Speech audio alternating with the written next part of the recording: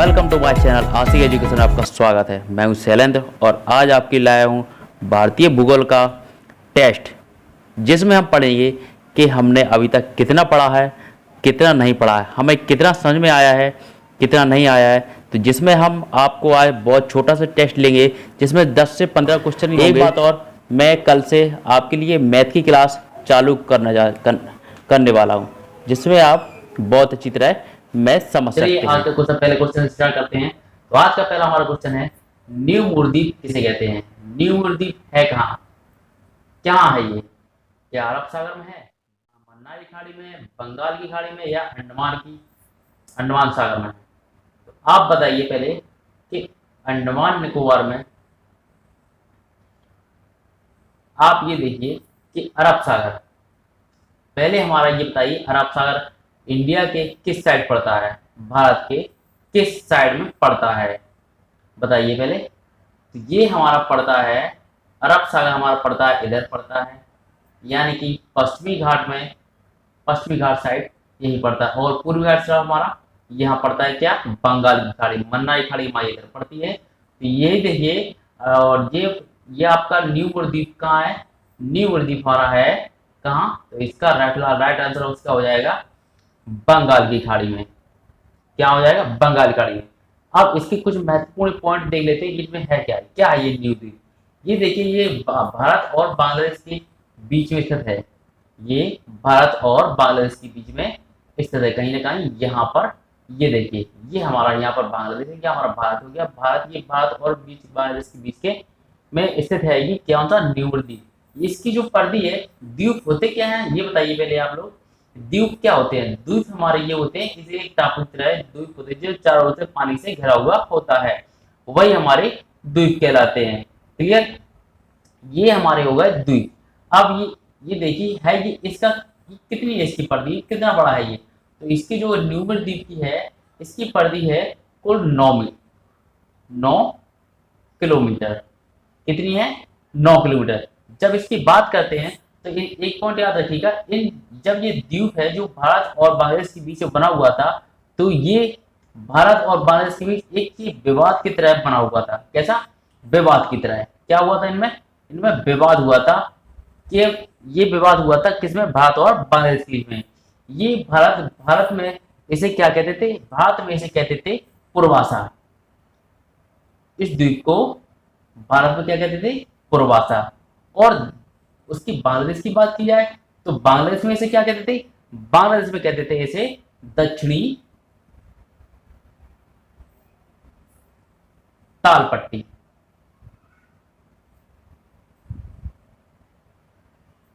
ताल पट्टी। क्लियर? ताल पट्टी ये बोलते थे किसे? न्यूमीर द्वीप को। ये कहाँ है? अरब सागर। तो फिलहाल हमारा राइट आंसर क्या हो जाएगा? अरब सागर, याद रखिएगा। चलिए नेक्स्ट पॉइंट चलते हैं। अब बात करते हैं चेन्नई में जाड़ों में वर्षा किस कारण होती है? तो चेन्नई हमारा कहाँ पड़ता है? चेन्नई हमारा दक्षिणी भाग में पड़ता है, भारत में पड़ता है। यह हमारा केरल है, यह हमारा तमिलनाडु है, तमिलनाडु राजधानी चेन्नई है।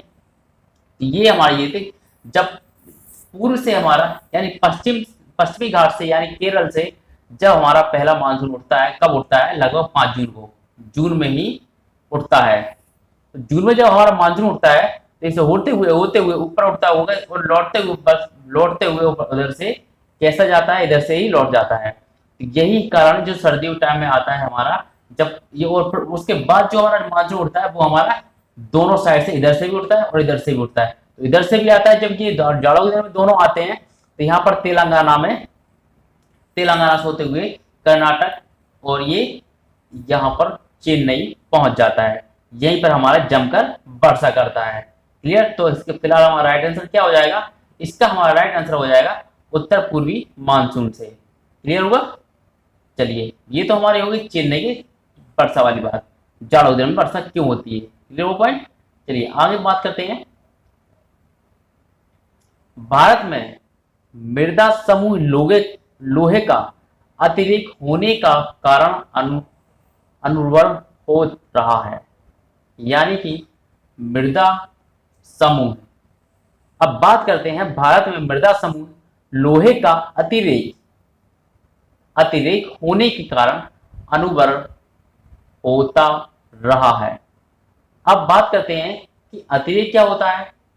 अतिरेक में से होता है अधिकता। क्या? अधिकता। अब हमें यह पता करना है कि कौन सी मिट्टी ऐसी है जिसमें लोहे की मात्रा अधिक होती है। अतिरेक का मतलब होता है अतिरिक्त, यानी प्रचुर मात्रा से अधिक, अधिक मात्रा में, पर्याप्त से और अधिक। क्लियर हुआ? ये हो गया हमारा अतिरेक। अनुर्वर का मतलब क्या होता है? अनुर्वर का मतलब होता है अनुपजाऊ, अनउपजाऊ। क्लियर? यानी कि ऐसी भूमि जो कृषि योग्य ना हो, जो हमारी खेती वहां पर अच्छी नहीं होती हो, वो होती है अनुपजाऊ भूमि, अनउपजाऊ। Clear point? याद रखिएगा ये होते क्या है। ये हो गए हमारे अनुपजाऊ वाली मिट्टी। अब इसमें देखते हैं ये मिट्टी है कौन सी। ये मिट्टी कौन सी ऐसी है जो अनुपजाऊ है और जिसमें लोहे की मात्रा अधिक होती है। लोहे की, यानी कि लोहे की बात करें तो इसमें आयरन ऑक्साइड, आयरन ऑक्साइड, और क्या पाया जाता है इसमें? आयरन ऑक्साइड साथ के पाया जाता है हमारा पोटास। इन दोनों की अधिकता के कारण इसमें ये अनुपजाऊ मिट्टी है। अब इनमें से आप आंसर बताइए कि इसमें कौन सा आंसर हो सकता है। तो इसमें हमारा आंसर राइट आंसर हो जाएगा इसका लेटेराइट मिट्टी। अब लेटेराइट मिट्टी की बात करते हैं तो ये मिट्टी में चाय की खेती की जाती है, इसकी चाय की। याद रखिएगा लेटेराइट मिट्टी में चाय की खेती होती है, चाय की खेती। Clear point? क्लियर हुआ? अब बात करते हैं मरुस्थलीय बालू। बालू तो हम सब जानते हैं, रेत को बोलते हैं। जलोढ़ मिट्टी, ये जलोढ़ गलत लिखा हुआ है, जलोढ़। जलोढ़ मिट्टी, अब बाद में हम बताएं आपको कि भारत में जलोढ़ मिट्टी सबसे अधिक पाई जाती है। एक ही क्वेश्चन से आप देखिए कितने क्वेश्चन बन रहे हैं, सिर्फ इन्हीं से, सिर्फ मिट्टी के बारे में बात कर रहे हैं हम, इससे काफी क्वेश्चन बन रहा है। आप थोड़ा ध्यान रखिएगा। देखिए ये अब जब जलोढ़ मिट्टी की बात कर रहे हैं तो जलोढ़ मिट्टी हमारी पूरे भारत में लगभग 43 से 46% तक पाई जाती है। क्लियर? और ये सबसे अधिक उपजाऊ मिट्टी कहलाती है, उपजाऊ। क्योंकि जलोढ़ यानी कि इसमें जल की अधिकता होती है, यानी कि उतनी पर्याप्त मात्रा में ही जल की अधिकता, जल होता है उसमें, जो खेती के लिए उपयुक्त माना जाता है। क्लियर? ये भी हमारा हो गया। अब पेड्रोजोलिक क्या होता है?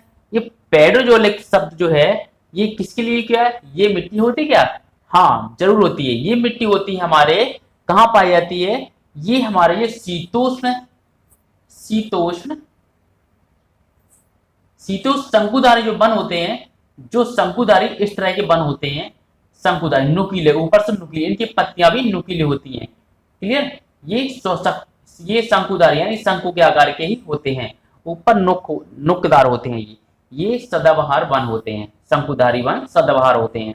ये कहां पाए जाते हैं? ये ज्यादातर ठंडे इलाकों में पाए जाते हैं जहां पर अधिक बर्फ गिरती है, वहीं पर ये रह सकते हैं, जिंदा रह सकते हैं। क्योंकि यदि ये शंकुधार पेड़ नहीं होंगे, जब ऊपर बर्फ गिरेगी तो ये पूरे बर्फ से ढक जाएंगे और यहीं पर ये मर जाएंगे पेड़। क्लियर? तो शंकुधारी वन इसलिए होते हैं ये कि जब शंकुधारी वन ऐसे होंगे तो उन पर बर्फ गिरेगी तो इन पर सदेगी नहीं। क्लियर हुआ पॉइंट?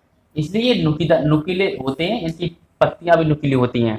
ये शंकुधारी होते हैं इस टाइप में। ये हिमालय पर्वत में ही पाए जाते हैं, हिमालय पर्वत वाले भाग में ही पाए जाते हैं।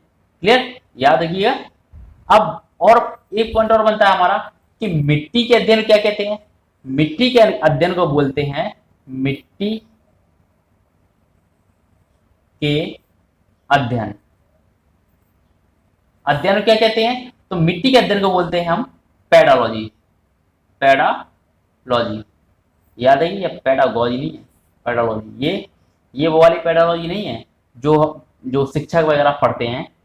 क्लियर? ये उनके लिए है, ये मिट्टी का अध्ययन, यानी कि मिट्टी के अध्ययन क्या कहते हैं? पेडोलॉजी। क्लियर?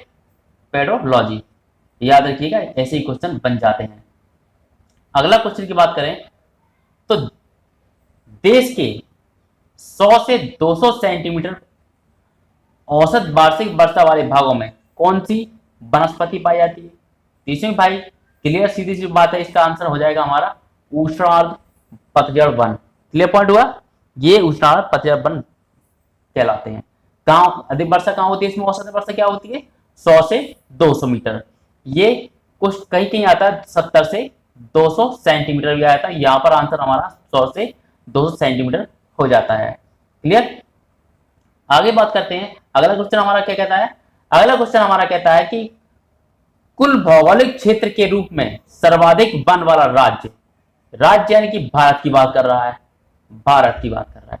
तो भारत में सबसे अधिक वो कहां पाए जाते हैं वन? हमारे सबसे अधिक जंगल कहां पाए जाते हैं? ये हमारा हो जाएगा मिजोरम।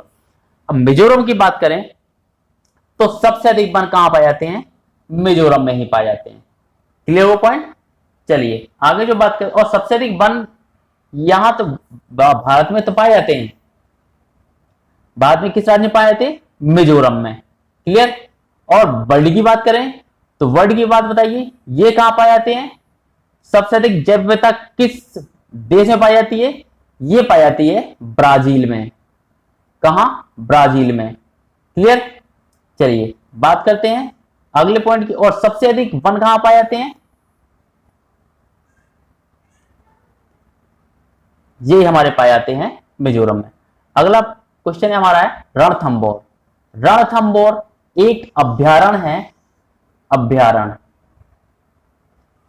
रणथंबोर एक अभ्यारण्य है जहां पर जीव जंतु वगैरह जो हैं, जो जानवर वगैरह हैं, इनकी सुरक्षा दी जाती है, इनको सुरक्षा दी जाती है वहां पर। ये यही होता है हमारा रणथंब, ये अभ्यारण्य। क्लियर पॉइंट, अभ्यारण्य। अब अभ्यारण्य किसके लिए प्रसिद्ध है? कौन सा अभ्यारण्य? ये रणथंबोर की। पहले तो हम बात करते हैं ये रणथंबोर है कहां? ये हमारा रणथंबोर है कहां पर? ये राजस्थान में है, राजस्थान में।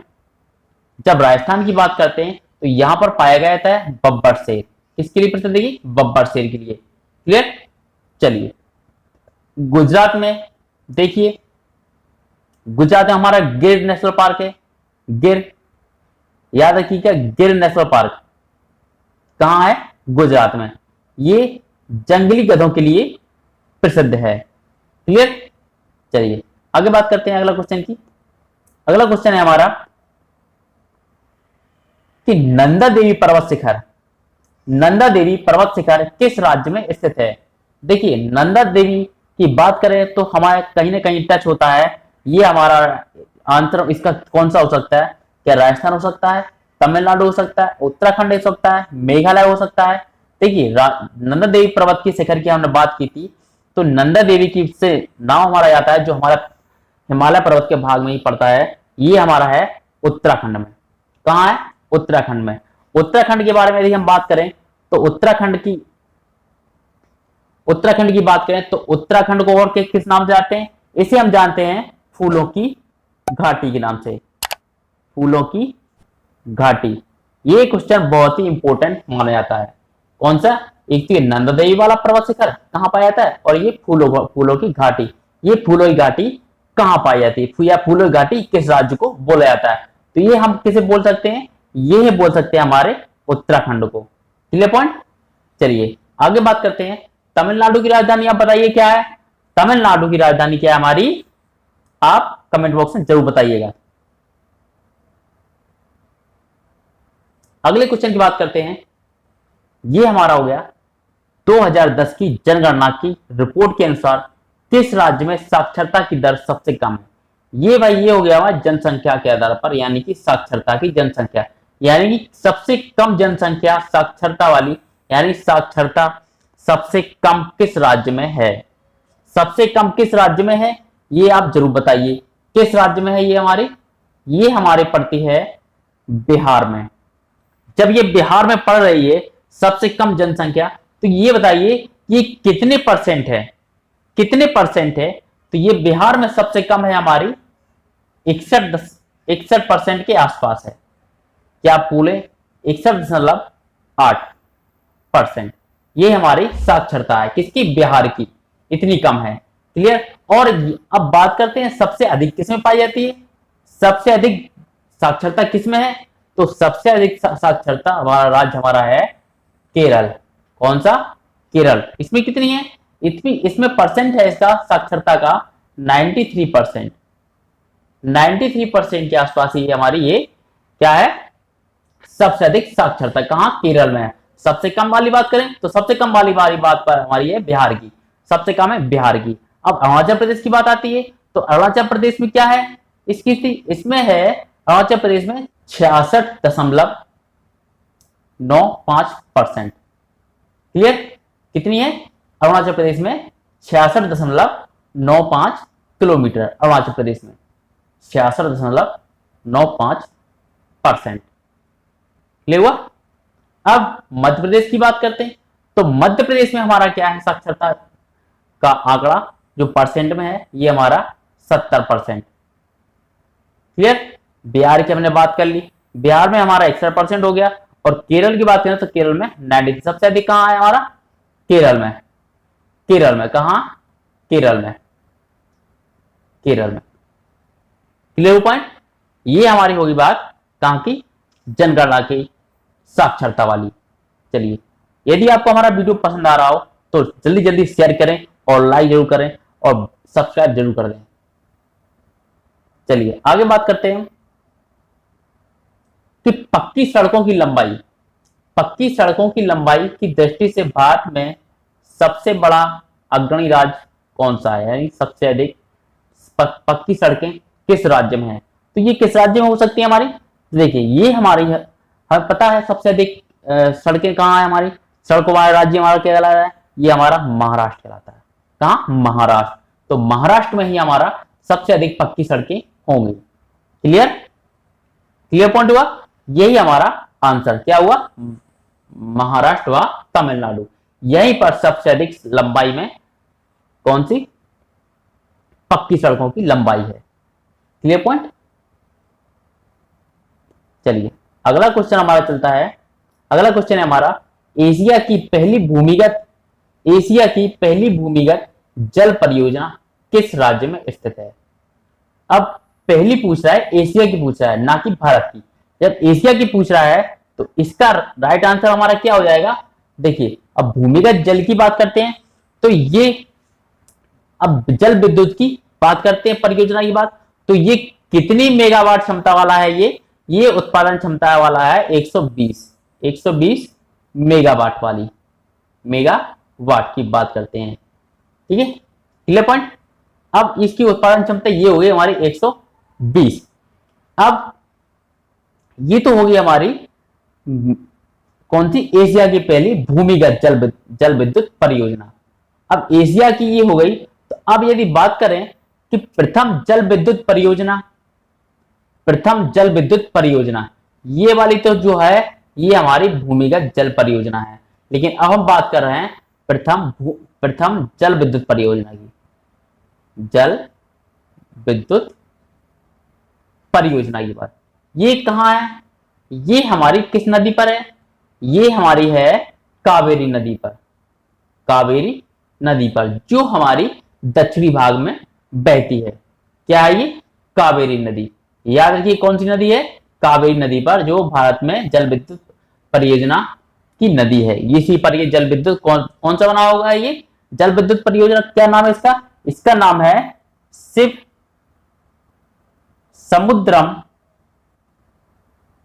समुद्रम, फिर से लिख देते हैं, शिव समुद्रम जल परियोजना। क्लियर? याद रखिए। तो फिलहाल इसका हमारा राइट आंसर क्या हो जाएगा? तो इसका हमारा राइट आंसर हो जाएगा हिमाचल प्रदेश। हिमाचल प्रदेश में ये कौन सी है? एशिया की पहली भूमिगत जल विद्युत परियोजना। क्लियर? इसकी क्षमता क्या? उत्पादन क्षमता 120 मेगावाट। अब ये हिमाचल प्रदेश में तो है, पर ये है कहां हिमाचल प्रदेश में? ये हिमाचल प्रदेश में एक हमारा किन्नौर पड़ता है, किन्नौर, यहीं पर ये स्थित है। क्लियर? तो आपको यदि हमारा वीडियो पसंद आया हो तो लाइक और सब्सक्राइब करें और बेल आइकन घंटे को दबाना ना भूलें। तो आज का वीडियो हमारा यही पसंद हुआ, कमेंट करके आप में जरूर बताइएगा। ये वीडियो आपको कैसा लगा।